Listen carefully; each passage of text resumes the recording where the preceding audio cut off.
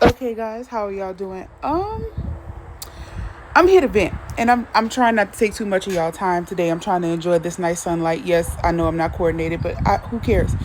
Anyway, for those of you who know what the beginning of this year means, it means for most of us we're fasting around this time. 21 days of prayer and fasting, and today is day 10 for me. Right. From the side, you should know, girl. This fast, this fast here, this fast right here has been kicking my hind parts to the highest heaven. I'm gonna try not to curse. I said try here. But I'm gonna be real transparent with you. Over the last couple of weeks, I say about the last month, completely honest. So like the end of last month to about right now, towards the end of last month, around Christmas time to about right now, so about a month. Uh,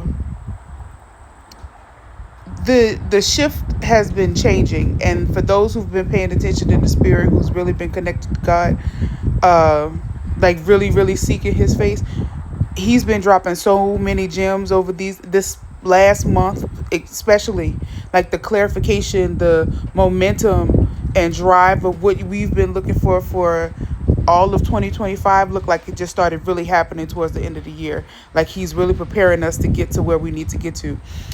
Fast forward to right now. The reason why I'm on here like somewhat venting is because I understand why the momentum changed the way it did. Because if we again agree upon the fact of God doing things, we are in the season of separation and sifting. Okay, so separation is knowing who's who, and the sifting is the shaking together to then again be separated. So why is the shaking together necessary? Because you still, it's like going through the fire again to get the final grades of impurification off of you, is you being purified for the final time. The fine stuff, you getting the fine stuff off of you, just to make sure you understand you built the way you built. All the suffering, all the trauma you've been going through over this year, emotional, mental, you, it's just the fine stuff, just so you can know and stand no business. You made how you made for a reason. So I'm tired of cycles. That's my thing. And I'm speaking for me as declaration and understanding. Being a cycle breaker, a generational curse breaker, being someone that's first to do something is a headache. It's a blessing, but child, the cost is just as high. That makes sense. Um, I got into, I put myself into it.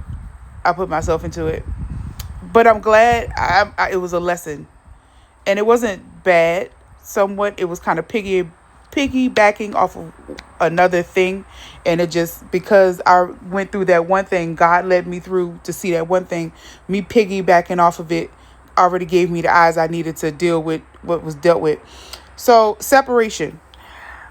I'm one of those people, I don't like gossip because I know what it feels like to be on the other side of gossip.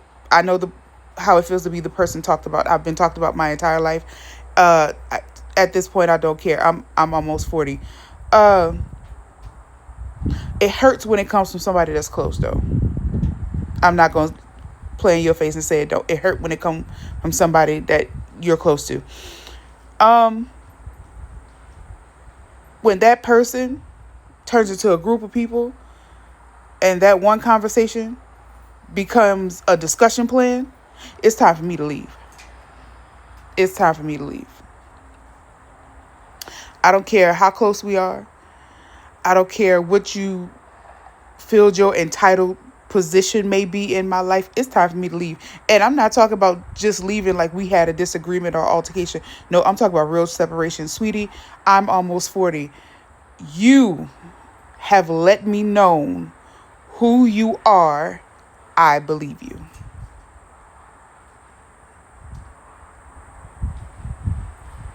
That's where I'm at right now. And the piggyback situation is somewhat of the same thing. It's a cycle. You feel like what you're saying is being unheard. You pick up on the negative connotations, ignoring the praises that are being given, the acknowledgments that's being given, saying that these things could be worked out. And it's frustrating because if you're the person that's saying no and standing on business, you have to hear every excuse on why you need to change your mind. And I'm like, for me, I can't speak for nobody else. There is no way in hell I have come to this agreement in my mind after praying about it. That's why I said an agreement. Being confirmed in my spirit, again, after praying about it, especially fasting and praying. For me to come give you this decision and for you to sit here and try to convince me otherwise. If I have come to a decision of me delegating a chance for us to work it out and it did not work, not just one time, not just two times, multiple times, we have concerns, we address and confront the concerns, we have these discussions of shoulda, woulda, couldas, I'm sorry, we go fix it, and nothing gets done over multiple times. After a while, my frustration and patience level starts changing. The frustration gets intense and the patience levels get thin. And after a certain point of me letting you know that this has to stop, I'm not going to give you another chance to do the same cycle run. I'm not. So me hearing again over and over, we should change this, or we didn't look at it like this, or this is the first time we honestly agreed on something and I can improve it some type of way. Let's look at it again. I'm one of those people, I'm going to let you know what it is up front. If I am wrong about something, I will genuinely, sincerely come to you and apologize, address my actions and attitudes in the situation, and be aware not to offend that way again. I'm in the mindset of building. So if I call you friend or someone close to me, you are in the mindset frame also with me to build. Again, I do not care how related we are. If you are not in the mindset of building something, I don't want to be a part of your circle. I do not. I am okay with not being invited to everything because everything ain't for me. Allergies are there for a reason. And I feel right now a lot of people are in the cycle of like trees, not just regular trees, like two different trees, an oak tree and a pine tree, right? Matter of fact, let's do a young pine tree and an oak tree. For most of us, we understand oak trees are old trees, right? They have to be there at least 100 years for you to really get the beauty and the reverence of what you need that tree represents, right? A pine tree, a decent pine tree can grow up. It'll be thick. You can see it went through some stuff. You can do a lot with pine needles. You can make soda. You can do stuff with pine cones, have them aromatic, do aromatherapy around your house. You can do a lot. But when you are a young pine tree, you don't have the same experience as an older pine tree or an oak tree, right? You can have differences and still be relatable because you're trees. But it's more relatable for you to be with somebody that has the same experience level as you, maturity level as you. And if you are not on that level, I am not wasting time in 2026. I don't care if I hurt your feelings. I don't care if you feel like I'm not hearing you, because that is a personal opinion. I know I've done my job. There it is.